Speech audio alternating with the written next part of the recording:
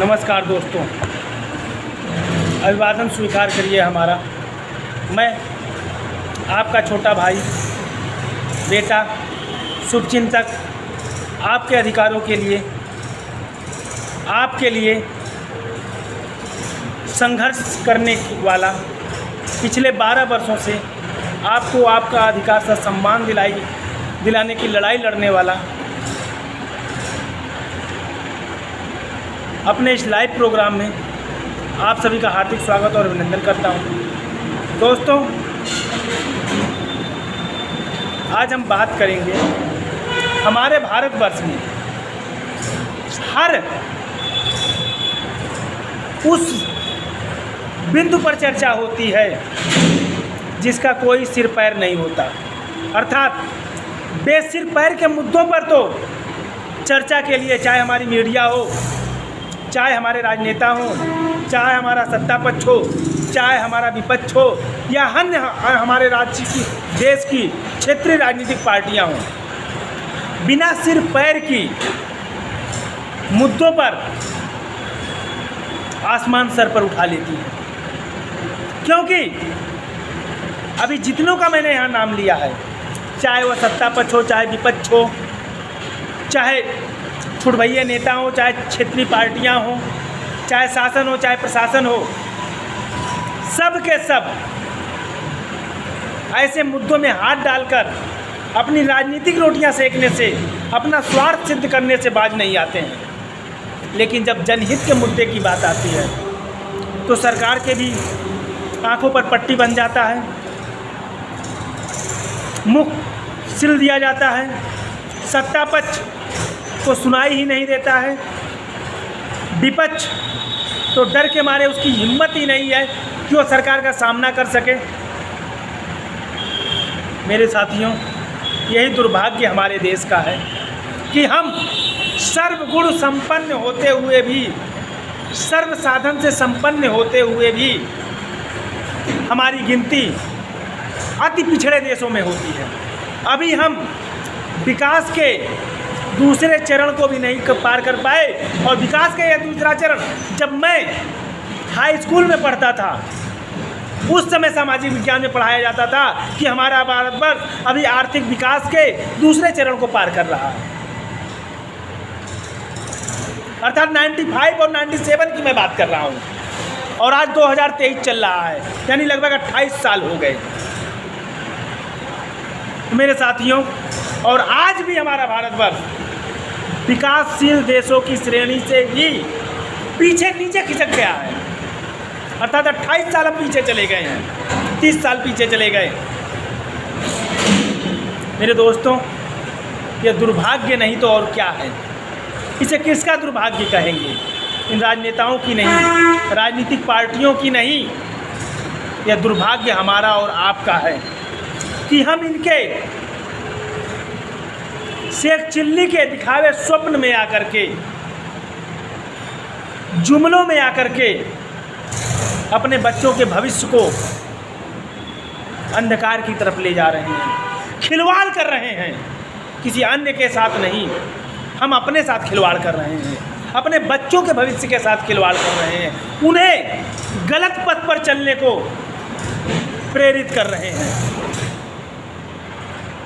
क्योंकि हम दूर की सोच अपने जेहन से निकाल कर फेंक चुके हैं, देश की सोच अपने जेहन से निकाल करके सोच चुके हैं। हम अपने दिमाग में, अपने मन में जाति सूचक शब्द का कीड़ा ऐसे बिठा लिए हैं कि वह इसे कलबलाता है हमारे दिमाग में कि हम जातिवाद को लेकर के आसमान सर पे उठा लें, और यही राजनीतिक पार्टियां हमारे उसे कीड़े का फ़ायदा उठा करके, जो हमारी मानसिकता संकुचित हो गई है, जातिवादी सोच हमारे दिमाग में घुस गया है, वह मानवता को शर्मसार कर रहा है, हमारी सनातन धर्म को, सनातन संस्कृति को शर्मसार कर रहा है। वो हमारे बच्चों के विकास के रास्ते का बाधक बन रहा है, वो हमारे बच्चों को शिक्षा के रास्ते में बाधक बन रहा है, वो हमारे आपके स्वास्थ्य के रास्ते का बाधक बन रहा है, वो हमारे और आपके न्याय पाने के रास्ते को बाधक बन रहा है, वो हमारे और आपके रोजगार के रास्ते में बाधक बन रहा है। क्योंकि इस कीड़े को कि नब्ज जो है, नकेल जो है, इन राजनीतिक पार्टियों के हाथों में है। वो जैसे चाहते हैं कठपुतली की बात उसे हल्का सा कुरेद देते हैं और हम उसमें आग बबूला हो करके अपना अच्छा बुरा छोड़ करके इनके पीछे भेड़ की चाल में चल देते हैं। मेरे दोस्तों, आखिर कब तक हम पिसते रहेंगे? कब तक हम अपना और अपने बच्चों के भविष्य को यूँ बर्बाद करते रहेंगे? पीढ़ियाँ गुजर गईं, 75 वर्ष हो गए 75 वर्ष हो गए मेरे दोस्तों, हम अपने बद से बदतर ज़िंदगी से उबर नहीं सके। तो क्या हम चाह रहे हैं, आप चाह रहे हैं कि हमारे आने वाले बच्चे भी यही बद से बदतर जीवन, पकोड़े तलने की, चाय बेचने की, नालियाँ साफ करने की, रेडी ठेला लगाने की, ऑटो रिक्शा चलाने की, ड्राइवरी की जीवन जिए? या इन राजनेताओं के बच्चों की भांति, मंत्रियों के बच्चों के बाद, विधायकों के बच्चों की भांति, उद्योगपतियों के बच्चों की भांति, नौकरशाहों के बच्चों की भांति, उच्च परिवारों के बच्चों की भांति अपने बच्चों को आसमान की बुलंदियों पर पहुंचाने का भी ख्वाब आपने देखा है, सपना देखा है? और अगर आप ये सपना नहीं देखेंगे तो आपके बच्चों के लिए न तो सत्ता पक्ष सपना देखेगा, न विपक्ष देखेगा, न संजय सिंह राणा देखेगा, न तो नरेंद्र मोदी जी देखेंगे। मेरे दोस्तों, अपने बच्चों के उज्जवल भविष्य के लिए यह सपना आपको ही देखना है और आपको ही यह स्वीकार करना है कि हम किस रास्ते पर चल करके अपने बच्चों के भविष्य को उज्जवल बनाएंगे। अगर नरेंद्र मोदी जी को चिंता होता, योगी आदित्यनाथ जी को चिंता होता, मनमोहन सिंह को चिंता होता या पूर्ववर्ती सरकारों को चिंता होता तो हमारे देश की शिक्षा इतनी महंगी नहीं होती। हमारे देश का एक वाल्व जिसकी कीमत 500-700 रुपये है, उसको बदलवाने में हमें लाखों रुपए खर्च नहीं करने होते। मेरे साथियों, इसीलिए आप ये अपने दिमाग से निकाल दें कि आपके बच्चों के भविष्य के लिए यह राजनेता चिंतित होंगे, पहल करेंगे।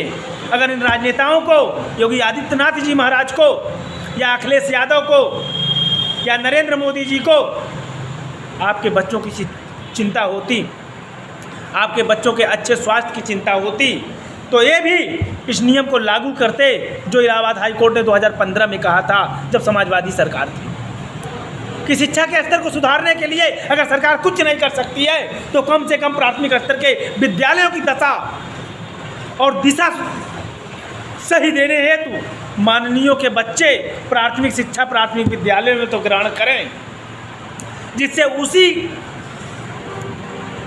आधार पर प्राथमिक शिक्षा का स्तर सुधर जाए। मंत्री, विधायकों, एमएलए, सांसदों के बच्चे, नौकरशाहों के बच्चे, इंजीनियर, आईपीएस के बच्चे अगर सरकारी स्कूलों में जाने लगते तो शिक्षा का स्तर सुधर जाता, वहाँ हमें अच्छी पढ़ाई मिलती। तब हमारे बच्चे भी उन्हीं के माध्यम से, उन्हीं की बदौलत अच्छी शिक्षा तो पा जाते। लेकिन इसी से इनके नीयत का खोट प्रत्यक्ष शीशे की तरह साफ हो गया है कि इनकी नीयत में खोट है। ये नहीं चाह रहे हैं कि प्राथमिक शिक्षा का स्तर सुधरे और गरीबों के बच्चे इनके बच्चों के साथ पढ़ाई करें या गरीबों के बच्चे इनके बच्चों की बराबरी करें। ये इनकी सोच नहीं है, ये सोच भी नहीं सकते और ऐसा अधिकार ये आपको देंगे भी नहीं। अगर ये अधिकार आपको चाहिए तो आपका यह छोटा भाई संजय सिंह राणा 12 वर्षों से आपको जगाना चाह रहा है, जो आप चंद निजी स्वार्थ के लिए के लालच में सोए पड़े हैं, आंखों पर पट्टी बांधे हैं, आपको जगाने की चेष्टा कर रहा है कि आप अपने आंखों की बड़ी पट्टी को उतार कर फेंक दीजिए और अपने बच्चों की शिक्षा के लिए कमर कस लीजिए, क्योंकि शिक्षा ही एकमात्र वह रास्ता है जो आपके बच्चों को चांद की बुलंदियों पर पहुंचाएगा। जैसे अभी हमारे चंद्रयान 3 ने, हमारे देश के वैज्ञानिकों ने हमारे देश का नाम गौरव किया, इसरो ने हमारे देश का नाम गौरव किया, आदित्य L1 का सफल परीक्षण करके सूरज की खोज में निकाल दिया, मंगल ग्रह तक हमारा यान पहुंच गया, 2014 में ही पहुंच गया।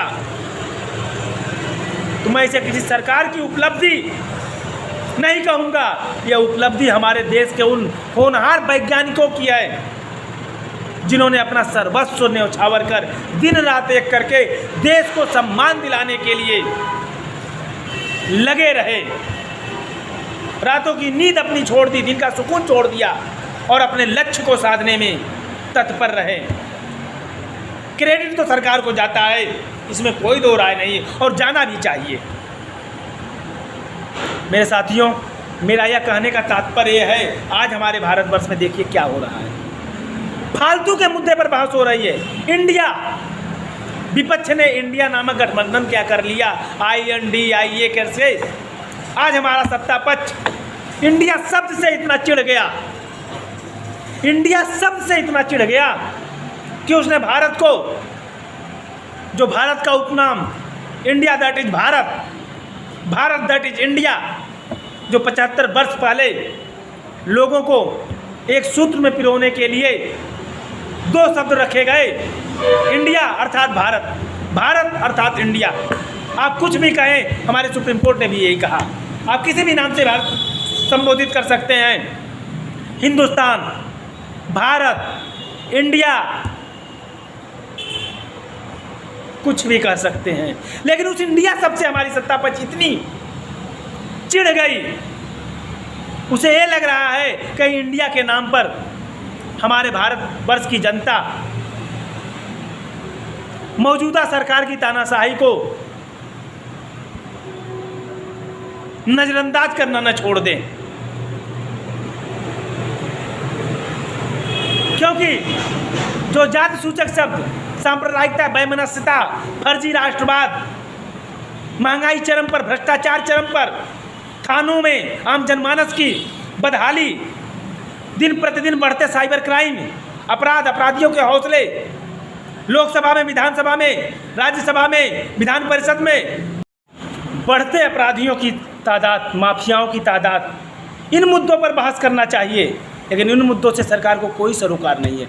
सरकार को सरोकार है तो विपक्षी गठबंधन ने इंडिया शब्द का इजाद क्यों किया, इंडिया शब्द का उपयोग क्यों किया, क्यों अपने अलायंस का नाम ऐसा रखा कि वह इंडिया के नाम पर हो गया।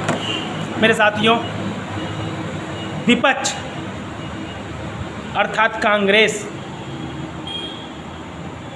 जिसने पिछले 60 वर्षों में भारत को खोखला किया, उसकी कारगुजारियों से हमारी जनता आंखें बंद नहीं की हुई है। उसी विपक्ष के से नफरत की देन है कि हमारी मौजूदा सरकार की सभी तानाशाहियों को हमारी देश की जनता बर्दाश्त कर रही है, क्योंकि उसके पास और कोई विकल्प नहीं है। उसके बावजूद हमारा सत्ता पक्ष इतना डरा हुआ है कि जनहित के मुद्दों पर खुल करके जनता का साथ नहीं दे रही है, जनता के हित के फैसले नहीं कर रही है, शिक्षा, चिकित्सा, न्याय, रोजगार की बात नहीं कर रही है, महंगाई जनता पर लादती जा रही है और अपने उद्योगपतियों मित्रों को फ़ायदा पहुंचाते चली जा रही है। उद्योगपतियों के लोन माफ़ किए जा रहे हैं और आम जनता के कोविड के दौरान, नोटबंदी के दौरान जिनके रोजगार चले गए, व्यापार चले गए, नौकरियां चली गई, वो अपने लोन को अगर नहीं भर पा रहे हैं तो बैंक वाले उनको RC काट रहे हैं, उनके घर एजेंट बैठ के बत्ती गालियां दे रहे हैं, डरा रहे हैं, धमका रहे हैं, उन्हें समाज में बेइज्जत कर रहे हैं। इस पर हमारी सरकार का ध्यान नहीं है। उद्योगपतियों के लोन एक बार में माफ़ कर दिए जाते हैं। सनी देओल का 56 करोड़ का लोन रातों रात गायब हो गया। मेरे साथियों, भगोड़े पिछले 9.5 वर्षों में एक भी भगोड़ा भारत प्रत्यारोपण करके आया हो तो बताइए। चाहे नीरव मोदी हो, चाहे माल्या हो, चाहे मेहुल चौकसी हो, चाहे अन्य कोई भगोड़े हो। सरकार ने बड़े बड़े वादे किए थे कि एक पाई वसूल लूँगा। अरे वसूलना ही होता तो सरकार की नाक के नीचे से कोई भगोड़ा देश छोड़कर भाग ही नहीं सकता था। चैलेंज करता है संजय सिंह राणा सरकार को, अगर सरकार इतनी सख्ती नहीं कर सकती है तो ऐसी सरकार की हमें आवश्यकता ही क्या है। अगर एक थाना इंचार्ज चाह लेता है तो उसके क्षेत्र में कैसी भी चोरी हुई हो 24 घंटे के अंदर उसका पर्दाफाश हो जाता है। और बड़े घरों में जब चोरी होती है तो होता भी यही है, क्योंकि थानेदार को पता होता है कौन सा चोर किस इलाके में किस कांड के कांड कर सकता है, क्योंकि सभी मिली भगत से होती है। मेरे साथियों, तो मैं यहाँ कह रहा हूँ, इंडिया शब्द रख ले कांग्रेस, चाहे भारत नाम रख ले, कांग्रेस हमारे देश की सत्ता पर काबिज होने के योग्य फिलहाल नहीं है, और न ही अब मौजूदा सरकार को हमारे देश की जनता बर्दाश्त करने वाली है। मेरे साथियों, मैं आपसे पुनः हाथ जोड़कर प्रार्थना करूंगा कि आप किसी भी सरकार को चुनें, किसी भी पार्टी को चुनें, किसी भी नेता को अपना प्रतिनिधि चुनें, 2024 में पूर्ण बहुमत की सरकार बनाएं, किंतु शिक्षा, चिकित्सा, न्याय और रोजगार के मुद्दे पर ही अपने मताधिकार का प्रयोग करें। मंदिर, मस्जिद, गिरजाघर, गुरुद्वारा, फर्जी राष्ट्रवाद, दिवा स्वप्न, सिलेंडर 50 रुपये में करना, 2 किलो गेहूँ, 4 किलो चावल, 100 यूनिट बिजली, स्कूटी, टैबलेट, 20,000 लीटर पानी, आतंकवाद, चाइना पर कब्जा कर लूँगा, पीओके ला दूँगा, प्रत्यर्पण कर विदेश भगोड़ों को घर इंडिया ले आऊँगा, 15 लाख रुपए आपके खाते में आ जाएंगे, आते ही पेट्रोल 30 रुपये लीटर बिकने लगेगा, हर घर में दूध की गंगा बहने लगेगी।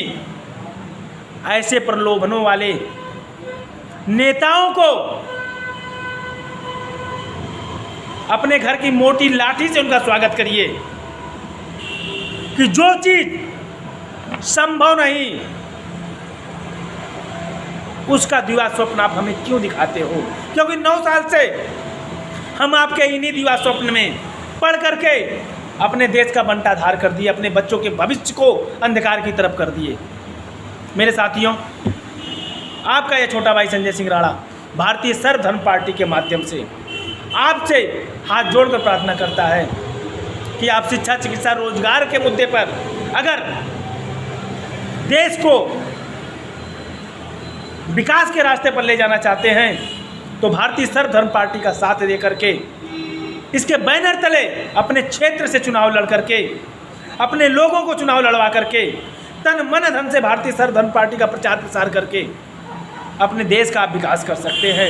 यह एक ऐसा विकल्प है, एकमात्र ऐसी पार्टी है जो राजनीति करने नहीं आई है, सिर्फ और सिर्फ आपको आपका अधिकार दिलाने की बात करने आई है। मेरे साथियों, यही भारतीय सर्वधर्म पार्टी का उद्देश्य है। फिर भारत को चाहे इंडिया कहिए, चाहे भारत कहिए, चाहे हिंदुस्तान कहिए, इससे कोई फर्क नहीं पड़ने वाला है, कुछ नहीं बदलने वाला है। सरकारें आती हैं, अरबों रुपए खर्च करती हैं, ज़िले का नाम बदलती हैं, प्रदेश का नाम बदलती हैं। अभी केरल को केरलम होने वाला है, केरल में म लग जाने से उसका क्या अलग अर्थ निकल जाएगा। जिलों के नाम बदल रहे हैं, तो सरकारें जो होती हैं आती हैं वोट बैंक की राजनीति करने के लिए, अपने वोटरों को लुभाने के लिए। ये राजनीतिक पैंतरेबाजी होती है, देश के विकास से इसका कोई वास्ता नहीं होता है, कोई वास्ता नहीं होता है मेरे दोस्तों।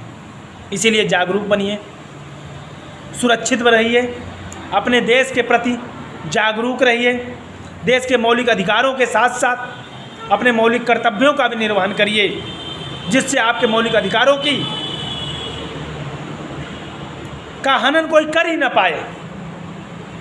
महात्मा गांधी जी ने कहा है, देश के हर नागरिक के मौलिक अधिकारों की रक्षा स्वतः हो जाएगी अगर देश का हर नागरिक अपने मौलिक कर्तव्यों का निर्वहन निस्वार्थ भाव से करने लगे। तो मेरे साथियों, हमें एक जागरूक नागरिक बनने की आवश्यकता है। मैंने राजनीतिक पार्टी तो बनाई, लेकिन मैं खुद को राजनेता नहीं कहता हूँ।